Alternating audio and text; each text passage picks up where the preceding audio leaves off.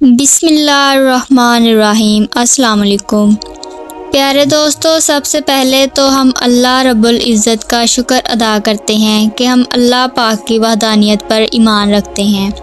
دنیا میں بہت سے ایسے لوگ گزرے ہیں جنہوں نے خدائی کا دعویٰ کیا اور ہمیشہ کے لیے جہنم میں چلے گئے۔ ان میں سے ایک مصر کی تاریخ کا بدبخت نام حامان ہے، جو فرعون کا دوست تھا مگر فرعون سے زیادہ جابر اور بدبخت تھا، اور اسی کی وجہ سے فرعون اللہ پاک کی وحدانیت پر ایمان نہ لا سکا اور کافر اور مشرک ہی مرا اور ہمیشہ کے لیے جہنمی بن گیا۔ فرعون نے بہت سے بنی اسرائیل کے لوگوں کا قتل عام کیا، اور اللہ کی وحدانیت پر ایمان نہ لانے کے پیچھے سب سے بڑا ہاتھ اس کے دوست حامان کا تھا۔ اللہ تعالیٰ نے بھی قرآن پاک میں اس کا ذکر حامان کے نام سے کیا ہے۔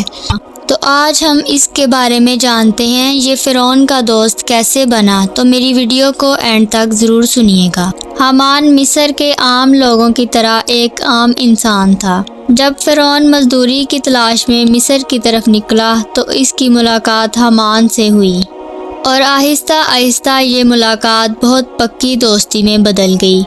فرعون ایک قبرستان کا داروغہ بنا اور قبریں نکالنے کی بہت مہنگی قیمت وصول کرنے لگا۔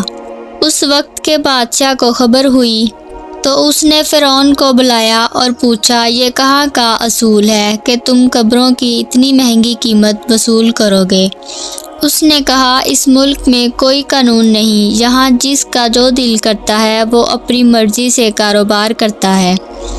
یہ باتیں سن کر بادشاہ کو لگا کہ یہ بہت سمجھدار انسان ہے۔ بادشاہ نے اس کو اپنا وزیر بنا لیا اور ہر کام اس کے مشورے سے کرتا۔ پھر فرعون پر قسمت مہربان ہوئی تو بادشاہ کا انتقال ہو گیا، اور فرعون نے بادشاہ کا تخت سنبھالا اور ساری بادشاہی اسے مل گئی۔ پھر اس نے حامان کو بھی اپنے پاس بلا لیا اور اپنا وزیر مقرر کیا۔ مصر کی تاریخ میں جتنے ظلم ہوتے اور جتنے لوگوں کا قتل کیا جاتا اور جتنی بت پرستی ہوتی، یہ تمام مظالم حامان کے کہنے پر ہوتے۔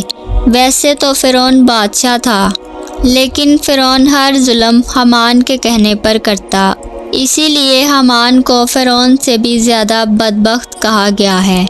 بنی اسرائیل حضرت یوسف علیہ السلام کے دین کو مانتے تھے اور اللہ کی وحدانیت پر یقین رکھتے تھے، لیکن فرعون خدائی کا دعویٰ کرنا چاہتا تھا اور چاہتا تھا کہ لوگ اس کو سجدہ کریں۔ اس لیے اس نے حامان سے مشورہ کیا۔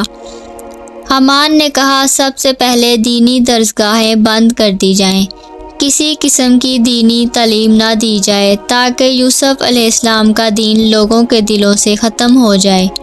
اس طرح حامان کے کہنے پر مصر میں اسلام کی تعلیم پر پابندی لگا دی گئی۔ اس طرح لوگ جاہل بنتے چلے گئے۔ پھر حامان کے کہنے پر ہر گھر میں بتوں کی پوجا ہونے لگی اور لوگ کفر اور شرک میں مبتلا ہو گئے اور اللہ پاک کی وحدانیت کو بھولنے لگے۔ جب فرعون نے دیکھا کہ لوگ اللہ کی وحدانیت کو بھول چکے ہیں تو اس نے ایک جگہ لوگوں کو اکٹھا کیا اور حامان کے کہنے پر لوگوں سے کہا کہ اسے سجدہ کریں، اور لوگوں کے سامنے خدائی کا دعویٰ کیا، اور ایک بہت بڑا جاہل قبیلہ فرعون کو سجدہ کرنے لگا، اور اس طرح فرعون نے جھوٹا خدائی کا دعویٰ کیا۔ لیکن بنی اسرائیل میں کچھ لوگ ابھی بھی ایسے موجود تھے جن کے دلوں میں ابھی بھی اللہ کی وحدانیت موجود تھی۔ لیکن جب فرعون کو ان لوگوں کے بارے میں پتہ چلا تو فرعون نے ان پر بہت ظلم کرنے شروع کر دیے۔ ان لوگوں کو اپنا غلام بنا لیا اور سب سے بھاری اور مشکل کام ان سے کرواتا۔ جب فرعون اور حامان کے ظلم حد سے بڑھنے لگے تو اللہ تعالیٰ نے ان کی ہدایت کے لیے حضرت موسیٰ علیہ السلام کو مبعوث فرمایا۔ حضرت موسیٰ علیہ السلام نے فرعون کو اللہ تعالیٰ کی وحدانیت کی طرف بلایا اور مسلمانوں پر ظلم کرنے سے منع فرمایا، لیکن وہ اپنی جھوٹی بادشاہت سے باز نہ آیا۔ ایک دفعہ حضرت موسیٰ علیہ السلام فرعون کے دربار میں گئے اور فرمایا، فرعون، اگر تو اپنی مشرکانہ حرکتیں چھوڑ دے گا تو اللہ تمہاری آخرت تو سنوار ہی دے گا، اس کے ساتھ ساتھ تمہیں دنیا میں بھی بہت سے انعامات سے نوازے گا۔ ایک تو کبھی بیمار نہ ہوگا اور دوسرا تو ابھی ایک ملک کا بادشاہ ہے، پھر اللہ تمہیں 2 اور ممالک کی بادشاہت بھی دے گا، اور تو سوچ کہ ابھی تو اللہ کا نافرمان ہے، اس نے پھر بھی تمہیں بادشاہت دی ہے، اگر تو اس پر ایمان لے آئے تو تمہیں کون کون سی نعمتوں سے نوازے گا۔ یہ سن کر فرعون بہت متاثر ہوا اور کہنے لگا میں اپنی بیوی حضرت آسیہ سے مشورہ کر لوں۔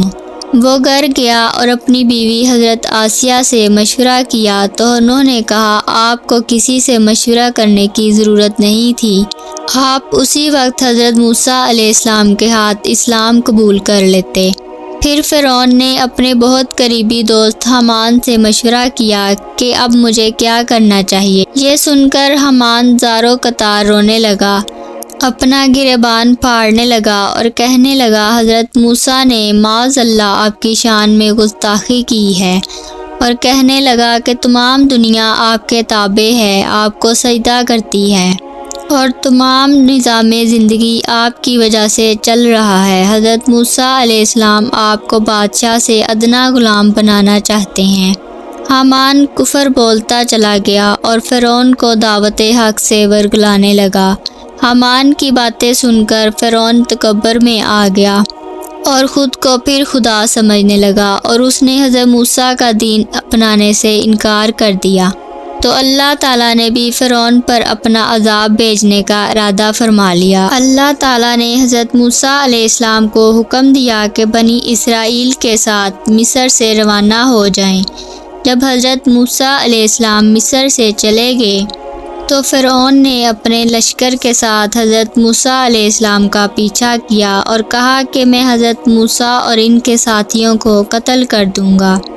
چنانچہ جب حضرت موسیٰ علیہ السلام اپنے ساتھیوں کے ساتھ دریائے نیل سے گزرے تو اللہ کے حکم سے دریا میں راستہ بن گیا، اور جب فرعون اپنے لشکر کے ساتھ دریا سے گزرنے لگا تو دریا آپس میں مل گیا اور اللہ کے حکم سے راستہ ختم ہو گیا، اور فرعون اور اس کا لشکر غرق ہو گئے۔